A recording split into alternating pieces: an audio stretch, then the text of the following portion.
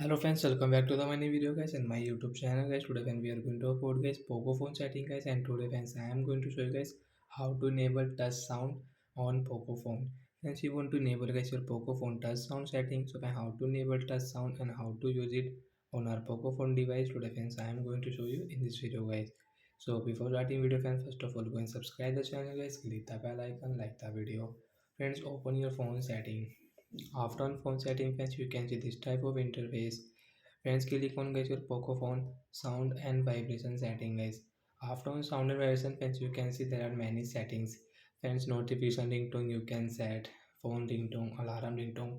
Friends, you can adjust your volume. You want to increase your phone volume.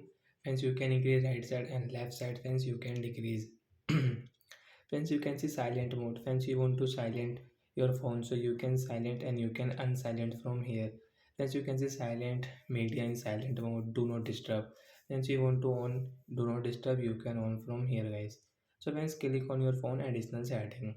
First friends, dial pad tone sound you want to on, so you can on. But guys, we are going to talk about tap sound, means touch sound. So friends, tap here to enable. After enable guys, when you will tap your phone button, so friends, you can use your tap sound.